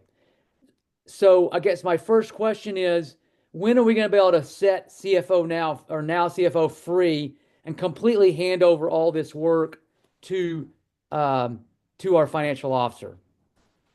As soon as we get the bulk of this current request out to the auditors, their hours will be cut back significantly. Okay, so I'm sorry, say that one more time. When we finish the current request to get all the audit documents to the auditors by March 31st, we will cut back their hours significantly. Okay. Probably to a couple hours a week as needed if the finance director has questions. So they'll be cut back, not completely, but probably down to a fraction of what they have been. Nice. Okay. So one more month. Basically, we're pretty much end of this month. Okay. Yeah. Great news. Thank you. Okay. And then regarding Councilmember Bum's comments, look, I've been on a tear on this audit issue, you know, since I ran for office, because it's very unsettling that we're behind these audits. Having said that, and having, you know, been in the city administrator's shoes and seeing how complex our financial operations are, I am not ready to pursue a forensic audit.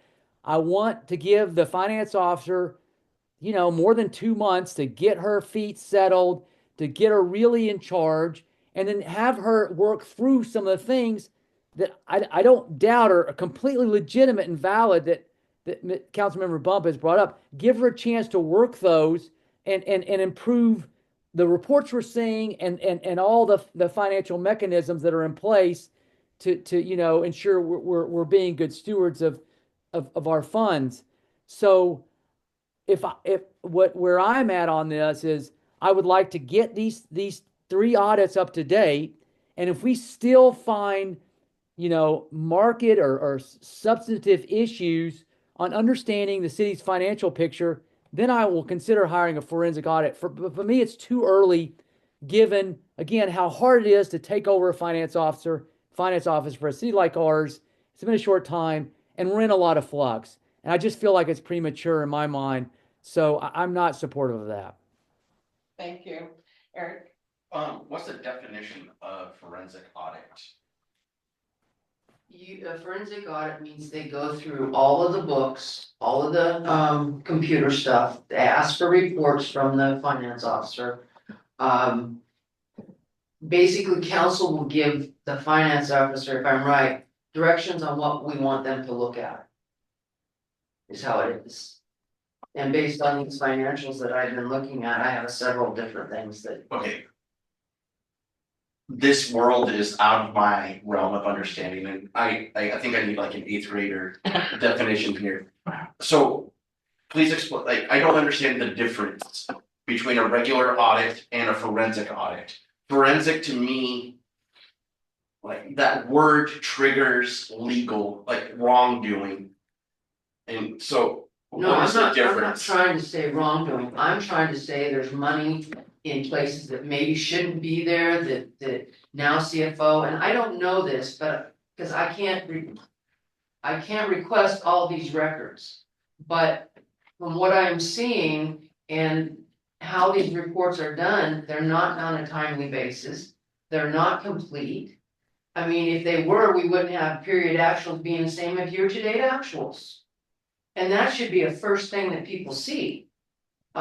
So I'm just saying that I am not sure that we are doing what we need to do. Example, I see finance officer is not even in our reports, but yet she's been working for us. So she's not even on our payroll in here.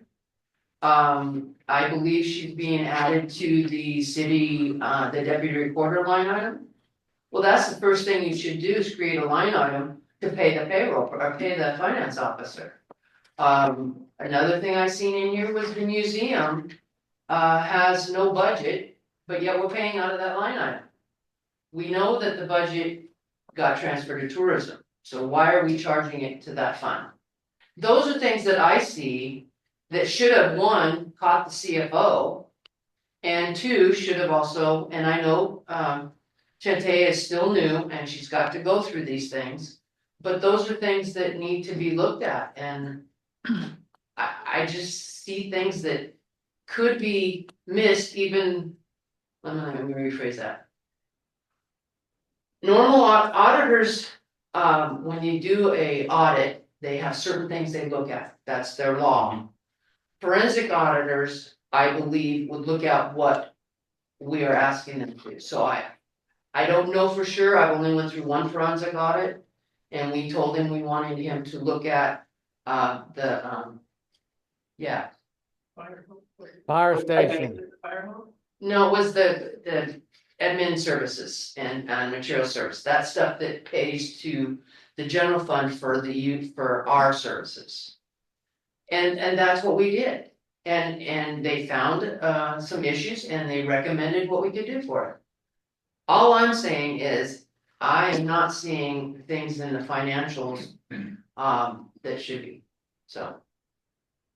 That's why I brought it forward. I'm gonna do Denise and then you, Pete. Denise?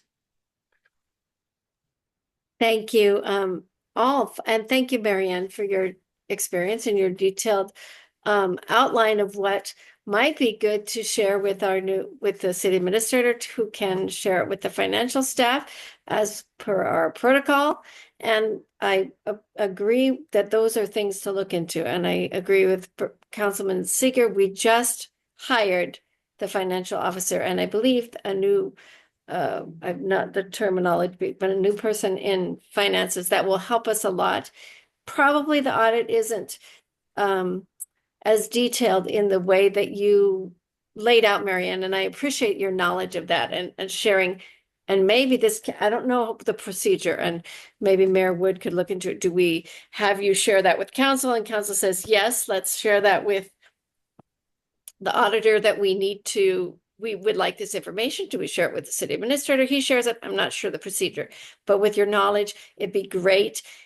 And I know just from League of Oregon Cities that things change monthly. What we did a year ago is different than what we do now. So there might be some of that in there. I did do a bit of internet looking about forensic audits.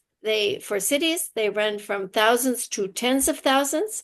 The one city council meeting that I did see from Clifton, New Jersey, voted to, well, they were debating because it was not popular, spending $150,000 on a forensic audit. So I am not in favor of that at the moment, because I think with the audits that we're getting, with your careful eye, with our new financial officer, and our budget upcoming, and learning more about how we want things to be itemized, I think we can catch some things. As you're well aware, that finance department for the city of Cascade Locks has been understaffed and changing so much over the years that anytime that would happen, of course, there's going to be discrepancies. And so personally, I'm for moving forward and loving these details that we're learning, that we might want to follow some procedure as to, okay, we would like to see this change. So I suppose Jordan and Mayor Wood would figure out that procedure. Thank you. Pete? So just to clarify, then, the forensic audit you're suggesting would be in addition to the audits that we have to do for the state. And are there specific years you want to look at, or just, you know? The specific years I'm looking at is between 2023, well, actually, no, the end of June of 2022 to when we got Janae, or what happened? Shante. Thank you. And then, my other concern is that would this in any way potentially delay, I guess, our audit schedule if there's requests? Here's what I don't know. I do not know if we have to have the audits done before we do a forensic audit. I don't know that question. We have to get these all. I don't know that. Get into that. I'm just bringing things here to you, that I'm seeing, that gives me, a question mark. And because we deal with the budget, and the budget is pretty much what finances us on what we can do. It's very hard to do that when I see these kind of things. Discrepancies give you doubts. Discrepancies give me doubts, yes. So that's what I'm bringing to you. If you choose not to do a forensic audit, I'm just bringing it up. That's it. But I do want to reply to Denise. I did follow protocol and bring it to the city administrator. Just so that you know, I have done that, and he was gonna take it to. God, I can't remember. Shante. So that was done. My purpose was bringing it to council so you would be aware. Any other questions or anything? Just wanted to say, like Mr. Keller, I'm thankful for Mr. Seeger and your expertise on this subject, because I feel like this is a subject I'm always learning about. So it's cumbersome and convoluted and not exactly clear, and very appreciate you. Thanks. Yeah, thank you, Mary Ann. Thank you. All right, on to City Administrator Bennett report. Okay. Definition of consensus. At the last meeting, there was confusion on what consensus meant to this council. Director Woosley and I reached out to statewide city manager and city recorder listservs and received below responses. We also Googled and Robert's Rules of Order and AI, and they kind of boil down to these three options. All 7 must agree. As long as no one is adamantly against it, as long as no one is against the idea, a majority, gosh, it's been a long night, just like a vote, which is not consensus, but majority agreement. So I guess the consensus of what I found was that every city does it differently. There's no consensus on the definition of consensus. I'm sure if you ask Merriam-Webster, they have a definition, but each city views consensus or majority agreement however they want to operate. So I guess, I mean, it sounds like this group would like to come to a consensus on what consensus is. Which if I may, I'd just like to say, we've got a long meeting. I kind of like item 2, just because of the fact I think it's unrealistic to think that we're all 7 going to necessarily agree on everything. Yeah. But I think the majority is maybe a little too soft. So it's like, as long as no one's adamantly opposed, you know, I think that's good direction for the mayor and administrator. Yeah, Councilor Seeger has his hand up. Yeah, Bernard. Thank you. Yeah, well, because I'm obsessed with moving things forward. To me, the path of least resistance is number 3. However, if I can't get 3, then I would very much support 2 in the spirit of moving things forward. So Thank you. my preference is 3, but I certainly could live with 2. But A to me seems overly burdensome, given the nature of some of these issues. It's hard to get all 7 if it has anything that's contentious or difficult to an individual council member. So I'm strongly against option one. Thank you. Tiffany? Well, I'm adamantly against option 3, so just saying. So, Kathy? I know I'm not supposed to speak, but Mayor, may I just say that the only thing that I think council needs consensus for is whatever council rules say. Consensus of council. And I looked up all kinds of different definitions, and consensus is just that, it's all in. So my suggestion would be, if it's not in council rules that council has consensus, then it's an agreement. It's a, you vote, you agree something, and it would be a majority of an agreement, but consensus is consensus. It's all of you. Yeah. So I don't see where the argument is. So the way to fix it, I think, is don't use the word consensus unless council rules say there must be consensus of council. If we're moving something forward, I don't think council rule says, I didn't look at them, but I don't think it says to move things forward, there must be consensus of council. Then you guys decide. It's something else, but it's not consensus. Does that make sense what I said? Because we can't vote if it's not an action item. Right, but it's not consensus. But if we're trying to you're give all- direction, should we say direction? I mean, it's just an agreement to me. If most Yeah. agree, then maybe that's direction. My suggestion would be don't use the word consensus because I don't It's think confused, yeah. everything council does has to be consensus. Only what's in council rules, I think. Tiffany? I would say that things that involve money should have more of a consensus. I don't know, because we don't want to waste our time moving on something that we're not sure that we want to move on. I don't know. I mean, that's where I would be concerned. Is that we like just move on something because. Yeah, because we definitely need to move on. But we still have a long ways to go. Okay, apologies. Just one last thing. In my opinion, having a unanimous consent is a high bar to give direction as a board. You know, we're in the business of debating things and then giving direction. If you have to have unanimous every time, that seems like an undue burden on us as a board in trying to move things forward. I think many things that do require expenditure will come to us as council regardless.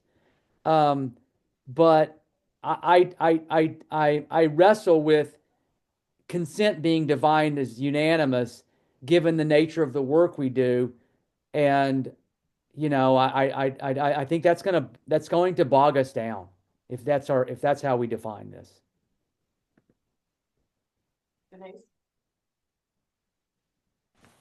Thank you. I agree that I appreciate Kathy Woosley and City Administrator Bennett for the research you did. And if I was to choose one, I would choose two. I heard that phrasing tonight used, as long as no one is adamantly against the idea, because that honors the council and the mayor into saying, wait, I am adamantly against that idea, and here's some knowledge I have about why, or, you know, I want to speak my dissenting opinion. So I like that one, and I do agree with Recorder Woosley that maybe we need to, between all of us, look where consensus is needed and be careful not to use that term. But I do love the term if it's not needed. But I did like as long as no one is adamant. Can we move forward as long as no one is adamant against the idea? I think I heard that tonight. So I appreciate that. One place, and I was looking to see if I had it, was I've always struggled with how does a counselor get something on the agenda? And our documents somewhere, I think it was said, if it's agreed to by consensus, and I might be wrong. So Ms. And so because it would be very unfortunate if council members didn't get consensus while they're doing their final comments, and then it wasn't put on the agenda, because then we weren't following our documents. So if, Right. so we needed to set a definition of consensus for that. And then, that was one where I thought I had seen that word. I could be wrong, but Did you? anyway. I like to. Okay, so everybody that agrees on 2, which is as long as no one adamantly is against the idea. So I'm gonna use the lobbyist as an example. We all agreed on the lobbyist, but we could not agree on the terms of how it was gonna go about. So that we would have had a consensus to do the lobbyist. And that would have been good enough because it didn't matter that we didn't agree on the details, right? But that would have gave him enough to be able to go ahead. And that's what I read for number 2. Is that good with everybody? So we can go on? All right, everybody good? Number two. Perfect, thank you. Rare application. I am working with staff at the University of Oregon to complete a rare application. To be a host organization, we must commit $25,000. I'm reaching out to the tourism committee to see if they are interested in committing $15,000 to assist. And I'll be also submitting a grant request to the port to cover the rest. I'll be asking for funds from the Ford Family Foundation. If the money from Ford Family Foundation is approved, it will replace funds from tourism committee. The application is due April 1st, and the rare person would start in July, sorry, I'm a lot of reading. They will work on implementing the downtown plan, strategic plan initiatives, assisting in the transportation plan and other projects. Crime stats. A few meetings back, council asked for a long look back at crime stats for comparison. Attached is a 5-year look back at month-to-month numbers. There is no month-to-month data for the first year, but year-end totals are available. Wastewater treatment plant operations. Staff had a great meeting on the 27th with the Jacobs team. We got information on and processes we needed to know to build both an RFP and job description. However, when I'm unable to put something together for the 10th tonight, options will be presented at the March 24th meeting. 2025-2027 Community Civic Center Capital Funds request. As stated in my weekly email from 2/27, the city officially submitted the request for the funding for updating City Hall. I have already begun scheduling meetings with legislators to share our needs and requests. Meetings will be both person and virtual. Stated in the same email, I'm waiting for a decision on the lobbyist, which we now have, before submitting the McCord Creek Bridge submission. As I put in my email last week, I did meet with Senator Bonham on Thursday. He is supportive of it. He did have concerns because the state at all levels is hyper-focused on housing infrastructure, not so much on community needs or community buildings. He does have concern about that. He is supportive of it, but he feels that it because of the housing issues, it may fall down to the side. But he still thinks that McCord Creek has legs and encourages us to keep moving forward on that request. So. Fiscal year 25-26 council goals. Staff will present a draft document for council review on March 24th, summarizing council retreat and laying out our goals. And then my hope is that there's a consensus to move forward and put it to a official vote to adopt in April. Newsletter. Staff had a meeting, have a meeting set up with the city of Hood River to discuss the newsletter, including distribution, their distributor, distribution methods, costs, and frameworks. We had that meeting this morning. We had some really good information. I'm hoping to present kind of a breakdown of what we're proposing to council sometime in the near future. My goal is to have a quarterly newsletter put together, ready to go for fall at the latest, maybe summer, depending on how this goes. But there will be costs to it. Hiring an actual professional designer, hard copies to print out, to put out to businesses. Rough estimate would be, what would you say, Kathy? $750 a quarter, so not a huge amount, but there will be some cost to it. 3 quick other items that aren't on here. Director Woosley attended the annual CIS conference, which is our insurance company. We got this fancy plaque from them. We have been members of CIS for 30 years. So we got some plastic. Yeah, it's not glass. Yeah. I can't remember which counselor mentioned it, but we do have a finance clerk on staff. We are now fully staffed. We are back open for the lunch hour from 1 to 1:30. Last item, per the contract, the sheriff or the county had to inform us how much they'd be increasing the annual fee for sheriff's coverage for the next fiscal year. And we received that letter officially this morning. It is 3% for the next fiscal year. So that's all I got. You got a question? I do have some questions. Is the rare student also gonna help the fire department or no? That'd be part of it. Yes. Yeah. That now that that's been approved, they'll help with that, help with this, finding funding for the civic, for this building future. I mean, those are listed as their top priorities, but not knowing if we get the funding, if the food tax, if council didn't want to do the food tax. I didn't list them, but those are the top ones. The other stuff will be included. And I personally want to see the Code Creek Bridge as the number one priority in that.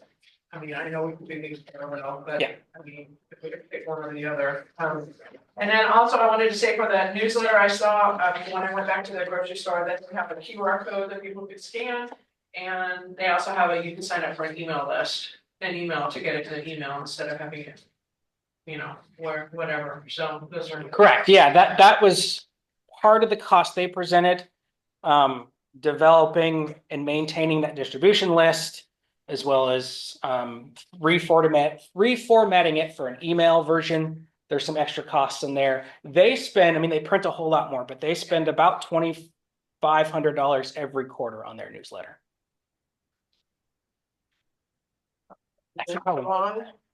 Let's do, Yeah, 3,000, yeah. city council, mayor comments. Let's start with Denise. Council comments. I just want to say thank you, everybody, for research that you're doing and the questions that you ask. I learn at these council meetings as well as when we are checking in with City Administrator Bennett, and want to say thank you for approving that Main Street grant. It is exciting, and I will be sharing more. I have a team that can come and working with the port. I think I mentioned before, they're doing an economic development plan to share with folks that are interested. So let's keep moving it. It's perfect timing with the downtown revitalization plan. I want to say that I personally, Denise Emmerling Baker, City Councilor, welcome and respect all of the residents of Cascade Locks, regardless of race, religion, sexual orientation, sex, gender, immigration status, place of birth, and any other demographic. So I want to say anybody who has questions or comments for me can email me. I am welcome to all in Cascade Locks. Thank you. Bernard? Thank you, Mayor. So just a few things. One, just want to say how happy I am we got that lobbyist hired, and excited to put that person to work and see if we can't get our $1.2 million back. And then just a kind of a side note. So most of you know I'm in OSU studying forestry, and you should know anytime I have a project, I will focus my attention on our great community. So I'm taking a class called Forest Ecology, and they have us do these synthesis papers. And I did the Herman Creek watershed, and what threats it faces, the health of the ecosystem out there, biodiversity, etc. And had a lot of fun learning more about the natural resources that support our town. I think everyone knows it's the Herman Creek watershed that gives the water for our wells. It's 100% well-supported water utility, and that it's thanks to that crystal clear water that comes out of the mountains that provides us our fabulous water quality here in Cascade Locks. Of course, it does other things like it supports the oxbow hatchery, and then it serves as a refuge for salmon that come in the fall, and it's a big tourism draw from folks who wants to fish out here in the gorge in our town. So lots of good things happening in our ecosystem, and I did on another class I took GIS, and I did a GIS analysis of the Eagle Creek fire that really broke it down into what was severe, what was moderate, and what was low intensity burn scars in the 50,000 acres. it was fascinating work.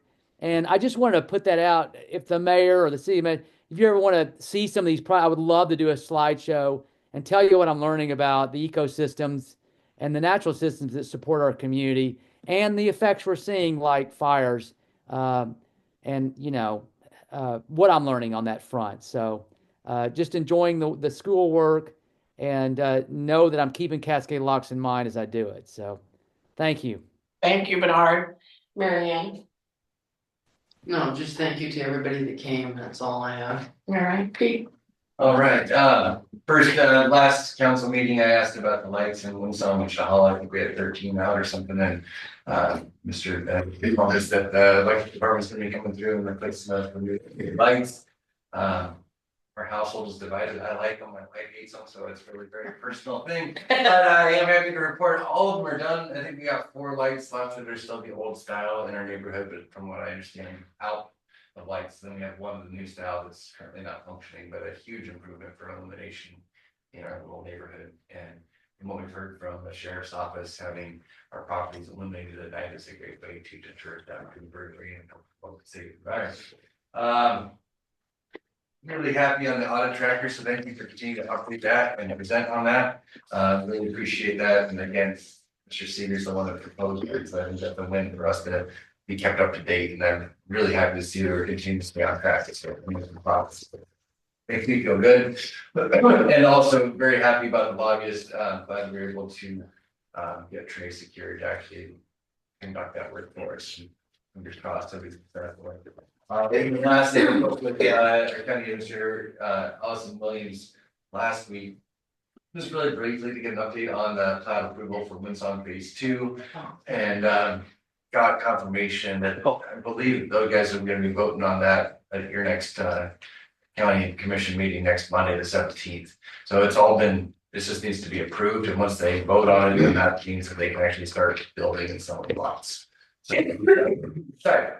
And that's all that I have. Thank you. Eric? First things first. I thought as a council, we were looking at decreasing the quantity of pages used for our packet.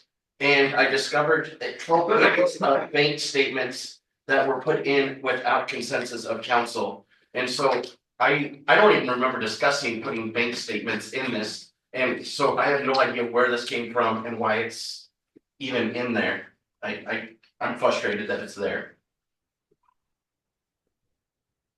So it actually was a request of council when we updated the finance policy almost a year ago now at this point. Okay. And I just, with everything else going on, hadn't added them to the. So it's part of our finance policy. Correct, it is. Okay. Yeah. And it was my fault that it hasn't been a consistent monthly thing. Okay, I thought it was something recent that I had forgotten. Let's go here. First, I am beyond frustrated when people talk when they're not supposed to be talking. I can't hear, I can't function, I can't do anything, and my outburst was unacceptable, and I apologize for that. That's something I value, something I appreciate, and it was an important conversation that we needed to be having, and I wanted to be able to listen to every word that was being discussed. Secondly, I value the opinions of all peoples, that civil discourse is what allows us to have a democracy that succeeds. However, I am appalled. In 2025, the negative attitudes that exist towards the acceptance of all peoples in the community. Although I would wholeheartedly, in an instance, vote to support the declaration of Cascade Locks as a sanctuary city, this is not that. The resolution that I wrote is not a sanctuary city. It has nothing to do with sanctuary cities. It is a statement that is all a declaration that the city values all people living within its borders. It's a statement. And so I was presented with negative comments that are being spread around this resolution. There will be no well-being and sanctuary for uninvited illegals.